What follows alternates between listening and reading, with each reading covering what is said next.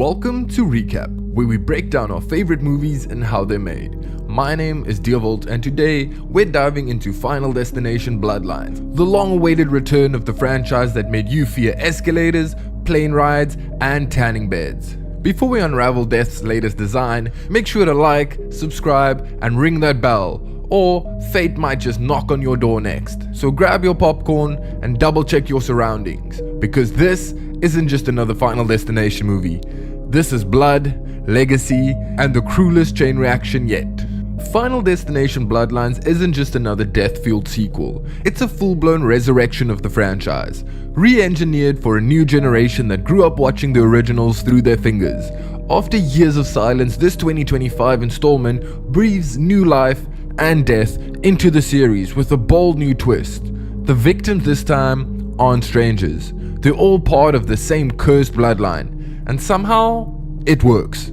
Following a long tradition of horror reboots and revivals, Bloodlines manages to feel fresh without losing what made the original so iconic: creative kills, terrifying chain reactions, and the looming presence of fate itself. With slick visuals, darker themes, and some of the most grotesquely inventive deaths the franchise has ever dared to show, this movie doesn't just continue the saga, it evolves it. While it hit theaters with more buzz than any Final Destination film before, Bloodlines still shocked fans with how far it was willing to go. The kills are meaner, the setups are smarter, and the rules, let's just say they've changed. Whether you're a long-time fan or a curious newcomer, Bloodlines demands your full attention, because Death's game has never been deadlier. Before we dive into the dominoes of doom, let's break down what this movie is really about, and how it pulled off a comeback no one expected. Final Destination Bloodlines trades teenage coincidence for inherited consequence, exploring the idea that death isn't done with a family just because one member survives. It's a legacy of loss passed down through generations. And this time, it's personal, with setups that'll make you squirm and a level of brutality that rivals the series' most iconic moments. Bloodlines isn't just a return, it's a reckoning. Bloodlines didn't just revive the franchise, it rewrote the record books. As of the 21st of June 2025, the film has ranked in a staggering $277 million worldwide, making it the highest grossing entry in the series to date. With $133 million from the US and Canada and $143 million from international markets, it also scored the biggest opening weekend in franchise history, at least according to the Bloody Disgusting blog. On top of its financial success, the film received generally positive reviews from critics, becoming not only the best reviewed Final Destination film, but also the 9th highest grossing movie of 2025. Death has never been more profitable. Anyway, enough stats, let's jump into this movie. The movie starts with a couple driving. We're set in the 70s, I think, and this couple seems very happy, for now at least. Our couple arrives at a fancy new restaurant, and it's super high up in the sky. The girl is ecstatic, and I think the guy might propose. They make their way into the building, but not before seeing a kid stealing coins from a fountain. A security guard shouts at the kid, telling him that it's bad luck. This feels like a premonition. Inside the hotel, the couple waits outside an already packed elevator. The bellboy tells them to get on, and against their better judgment, they do. The elevator doors get stuck, and the bellboy has to quickly struggle to shut them. We're barely 3 minutes into this movie and there's unsettling events everywhere. I think that's the beauty of the Final Destination franchise. Anything can go wrong, there's always danger around every corner. It's anxiety-inducing and I love it. The elevator starts and this girl is so nervous, you'd swear her family was killed by a drunk elevator or something. The bellboy mentions that the building was done being built 5 months ahead of schedule. This makes the girl even more nervous. The elevator's floor is glass and this little brat of a kid keeps jumping and kicking the floor. You know what? I really think not enough kids in horror movies are getting drop kicked, but I regress. Our couple makes it to the top floor, but it seems that the restaurant is already overbooked and their reservation isn't valid. The old receptionist guy refuses to help them and just acts like an entitled Alfred douche. The couple goes to the bar and the girl keeps looking nervous. Does she know something we don't? She asks her boyfriend to grab them each a drink, but she gets sick and runs off. A crystal from the chandelier breaks loose and drops onto the glass floor, cracking it and setting up our big murder event. Our girl's name is Iris, and she reveals to the lounge singer that she is pregnant, which is great. Congrats. But why did she ask for champagne like 5 minutes ago? Anyway, We see the lounge singer has a son. This feels kind of important. Next, our couple makes it to the rooftop. The bratty kid is throwing coins off the roof, and a lady's hat gets blown off.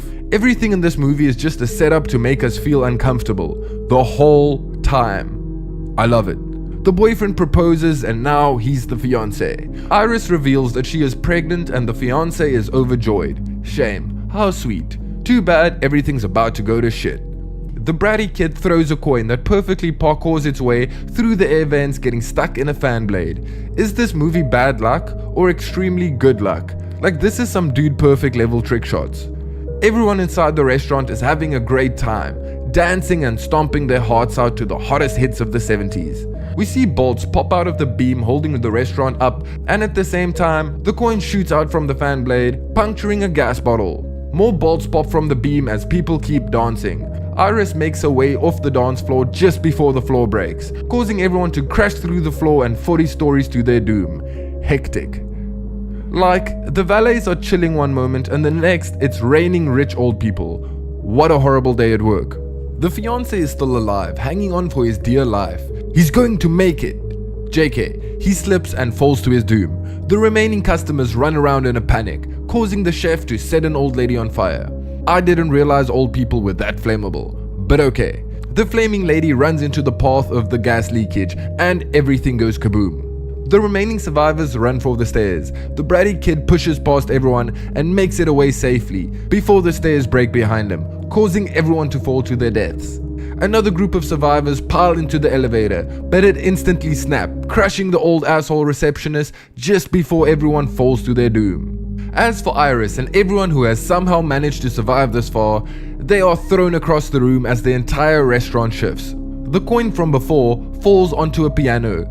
It shifts the weight just enough to tilt the piano over the edge, causing it to crash into a lady's face and through a window.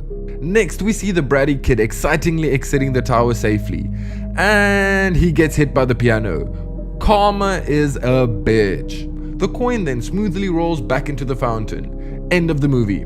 Just kidding, we're only getting started. Iris saves the singer's son, but the entire tower collapses and they both fall to their doom. Or not? A girl wakes up screaming in the modern day. She is in university, at least for now. Apparently her grades have been dropping because she keeps having nightmares, or at least the same nightmare. Her dreams turn out to be about her grandmother, who is Iris. And guess what? Iris didn't die. I have so many questions. We need answers. The granddaughter goes home to her dad. Her parents are divorced. The granddaughter's name is Stephanie and she's on a quest to find out more about her grandmother and hopefully decipher her nightmares. Stephanie has a brother, Charlie. He seems like your average teen in a modern day movie. Nothing new, nothing different. The two siblings catch up and Steph tells Charlie about her nightmares and that she's on probation at school. We arrive at the cousin's house and we see the first and only actor I recognize in this movie. It's the Murphy guy from the 100. Jules blows off Steph and runs right to Charlie. Steph realizes that she is no longer important and she seems crushed about it. At least her aunt is excited to see her. Steph's uncle turns off the lawnmower and we pause on it for a little too long. Something feels off. I have a feeling someone's getting mowed down. I call it. Steph tells her aunt and uncle about her nightmares. The whole family shows up and Charlie tells everyone about his sister's nightmares. Geez, Charlie. The uncle explains that Granny Iris is insane and that she's the reason Steph's mom left. He warns Steph to stay away, but let's be honest, if she listened, the movie would have been over already. We cut to Steph driving somewhere. Where could she be going? Her gran perhaps? Yes. And her gran lives in the middle of nowhere. I know this because the movie had to show us an extremely long driving montage. Steph finally arrives at her gran's house, or should I say compound. Like, this looks like some Charles Manson apocalypse compound. I really love the vibe of this compound once the gates open up. Like, I could totally see a zombie attack or a weird monster uprising or something here. Anyway, just saying, nice compound. Steph meets her gran, who's been living alone in this little cottagecore hut. The fire extinguisher falls off and again, it feels like a setup. Steph and her gran catches up. How are you? How's your mom? Is the Grim Reaper hunting you down yet? The normal stuff, you know. The gran reveals the movie's plot. So apparently, she saw a vision of her own death, and she used that information to escape death itself. She also saved everyone at the restaurant, and they closed the restaurant after that. This pissed the Grim Reaper off. Not the restaurant part, no, he doesn't care about cheesy raviolis. No, Death is pissed about the people who didn't die. He's been hunting down everyone that was supposed to die and taking them and their kids out of the equation, Hitman Blood Money style. Granny Iris pretty much has a handbook on the Final Destination plot, and this should help Steph save the day. We hope. Steph runs away from Iris, and even though Iris can see what's about to happen, she runs after Steph and ends up being impaled by a metal rooster. Steph is bad luck. Cut to the funeral and everyone is kinda sad. Not really, but they're trying to be. Steph's mom shows up and seems kinda normal. She lives in an RV, but still. Steph gets emotional, throws a tantrum and storms off. Charlie tells her that she did the exact same thing as her mom. Steph gets a serious reality check. Turns out she did the exact same thing, leaving Charlie and her dad alone. Cut back to Steph at the house. She decides to read Iris's Final Destination handbook, and then we cut to the family cookout. The filmmakers make sure to show us all the things that could go wrong. Broken glass, gas fires, garden tools, and even a beer. We all know how murderous a beer can be. Steph's mom shows up and she brings peanut butter cookies, but turns out one of the cousins is deadly allergic to peanuts. This movie just keeps showing us hints of how people can die. I don't know if it's just making things better or worse as a viewer. It's like a shark movie, but there's no sharks, just random household objects trying to kill you. After some deep convos with his sister, Uncle Howard gets convinced to go onto the trampoline. I liked Uncle Howard, but I guess it's time to say goodbye. The aunt saves the day by removing a sharp tool from under the trampoline, but in the process, the one cousin drops a beer, turning the hose on, leading it to knock over more garden tools. This is like the worst domino tower ever. Uncle Howard steps on a piece of glass, bounces backwards as the rake from before falls over, turning on the lawnmower and sending it driving straight into Uncle Howard's head. This gives him a gruesome fade that he won't be able to forget or remember, because he's dead. Cut to Steph explaining her Final Destination theory to her family. They think she's cooked. She explains that death is taking the kids of the survivors out in chronological order, starting with the older sibling and his family. So far this movie is actually a lot of fun. It's nothing Oscar worthy, but the movie knows exactly what it is and it's doing a great job at doing that. We cut to Cousin Murphy piercing someone's tongue at the tattoo parlor. When he's done, the customer leaves and he locks up and starts cleaning. Again, the movie shows us a bunch of flammable liquids and sharp objects, pretty much just making us feel like an anxious mom where everything can hurt and go wrong. Murph switches his playlist from hardcore grungy metal music to a sad Celine Dion type playlist as he tattoos the word dad onto his forearm. Shame, I feel bad for this poor guy. The movie, however, does not. Things get knocked over and our bad luck events start unraveling. The chain on the chandelier fan thingy unhooks and perfectly clips onto Murph's septum piercing. He climbs onto a chair in an attempt to unhook it, accidentally knocks a lamp over. This sets the disinfectant on fire. Finally, Murph unclips the chain from his piercing, only to crash into the shards of glass and flames below him. As flames engulf the tattoo shop, we cut to Steph waking Charlie up to go looking for Murph. They go on a drive and almost run Murph over. He's alive and only has a minor burn. Murph makes a joke and almost gets hit by a car, but he doesn't, and in this movie, that makes him a lucky guy. For now at least. Steph predicts a bunch of things that can go wrong. Murph continues to mock her and again comes off very lucky, with nothing bad happening to him. His sister, however, not so lucky. All the events that Steph explained unfolds and the lady cousin gets taken out by the garbage truck. She gets knocked over by a soccer ball, falls into the trash can, and then the truck picks the can up and throws her into the back. It was hilarious. Murph, Charlie and Steph run after the truck to try and stop it before it crushes the lady cousin. But the truck driver is too busy tindering while listening to our Lord and Savior Katy Perry to notice. Cousin Julia's head gets squashed, and just like that we have another gruesome kill. We're going to have to censor this one for sure. Cut back to the family having their daily funeral it seems. Everyone finally believes Steph. In a hilarious turn of events, it is revealed that Murph isn't Uncle Howard's real son. Turns out the mom cheated on him and Murph was born. That's why Murph is alive. He's not related to Granny Iris at all. Charlie reveals to everyone that Steph can pretty much see the Grim Reaper's next move or something. She said it has to do with math. Pfft, sure, nerd. Everyone decides to go looking for another survivor listed in Iris's book. After a brief road trip montage, they find the other survivor, JB. Turns out he's the kid from the opening scene. JB is also played by the Candyman actor Tony Todd, who has also appeared in almost every single Final Destination movie. Sadly, Tony Todd passed away in 2024, making Bloodlines one of the last projects he ever worked on. Rest in peace, you absolute legend. Anyway, he explains to Steph and the gang that the only ways to survive is 1. Killing someone, or 2. Dying and then being brought back to life. Like the girl from the last movie. Geez, they should have just binged the Final Destination franchise and they would have known what's up. Moving on. Murph decides that he needs to kill his brother and bring him back to life in order to save him. Okay then. They go looking for peanuts and they find some, but not before almost getting crushed by the vending machine. And another funny moment is when the cousin says that he doesn't want to go out on lightly salted peanuts. He wants the peanut butter cups instead. They get the nutty snack and go into an empty room. Somehow from the door closing, a clipboard falls onto the keyboard and that starts up an MRI machine. Not good. But also again, Final Destination is kind of just like Death doing a trick shot video. Cousin Bobby eats the peanut butter cup and starts having an allergic attack. Meanwhile, the MRI machine is powering up all the way. I mean to the point where it rips Murph's phone from his hand, followed by all his piercings. And I mean all of them. Finally, Murph gets hit by a wheelchair, pushing him into the MRI machine and ultimately snapping him in half, leaving his body in the goriest yoga pose ever. As for Cousin Bobby, he crawls over to his EpiPen just in time to inject it.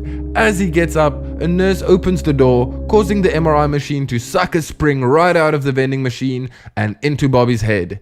Damn. I know we just got 2 epic kills, but I really liked Murph and Bobby. They will be missed. Everyone else is kinda boring. Cut to Charlie, Steph and their mom outside the hospital. They decide that the safest option is to go hermit in Granny Iris's cabin. Road trip time.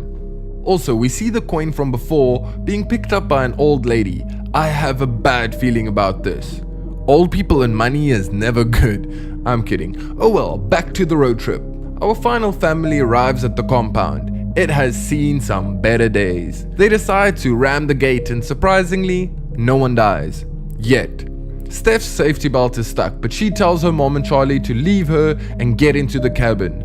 Meanwhile, random sparks have started a fire and the wind knocks plants down, causing another gas bottle to break. Put A and B together and the entire cabin explodes. This sends Charlie and the mom flying while flipping the RV with Steph inside it into a pond. Okay, theory time. So many fires in this movie has happened because of gas stoves. Is this just propaganda by the electrical stove monopoly? I'm just saying. Anyway, the mom gets her head crushed by a random pole or something. Charlie tries to save Steph, but then drops the knife and ends up cutting his own finger. Good lord, this kid has a good heart, but he is a complete useless dumbass. Steph passes out and we cut to black. Is she dead? Is it all over? No. Charlie revives her with CPR. He is not useless after all. The day is saved. Charlie says that she died and he brought her back. The curse is over. Cut forward into the future and Charlie is getting ready for prom. Everything is good and everyone is happy. Charlie and Steph shows up at Jenny's house. Jenny is Charlie's date. Meanwhile, the old lady that picked up our coin drops it while buying lemonade from a little girl. The coin rolls and tumbles for a really long time and then finally gets stuck in the train tracks, causing it to not do train track things. Cut back to Steph and Charlie chatting to Jenny's dad. He's a doctor and he breaks the news to them that Steph was never dead. Big whoops, the curse persists. We see a train derailing and mowing down all of the houses, practically chasing down Steph and Charlie. Just when they think they are safe, a bunch of wooden poles are launched from the train, turning their heads into roadkill. And the end. Roll the credits, no post-credit scenes in this movie. Just an important message. Never carry change. Coins kill people. So, is Final Destination Bloodlines a flawless horror movie? Not exactly, but does it crank up the tension, deliver some of the most brutal kills in the series, and breathe new life into a franchise that's been dormant for over a decade? Absolutely. This isn't just a sequel, it's a sharp, stylish reinvention that respects the formula while pushing the boundaries. A lot of people make fun of this franchise, and I've even heard a lot of negative reviews for this movie. But personally, I loved it. From the creative kills to the amusing gore, it did exactly what you'd expect from a Final Destination movie, and it did it well. As far as the rating goes, we give Final Destination Bloodlines an impressive 8.5 nerdy mathematician Grim Reapers out of 10. Visually, Bloodlines is polished, fast-paced, and unrelenting. The death scenes are intricate, unpredictable, and laced with that classic anxiety fans love, but with a meaner edge. Add in the generational curse twist, and you've got a fresh reason to keep watching. And keep guessing who's next. Whether you're here for nostalgia or just want to see how far the deaths can go this time, Final Destination Bloodline delivers. And if this is the start of a new era for the franchise, count us in for the long haul. So, what did you think? Is death done evolving, or is this just the beginning? Let us know in the comments and drop your pick for what we should recap next. And if you want more movie breakdowns, make sure to like, subscribe, and absolutely body slam that bell icon so that you don't miss any future episodes. Stay alert, and remember, you can't cheat death. But hey, you can maybe delay it with some bubble wrap. Until next time, I'm Deavolt, and this has been Recap.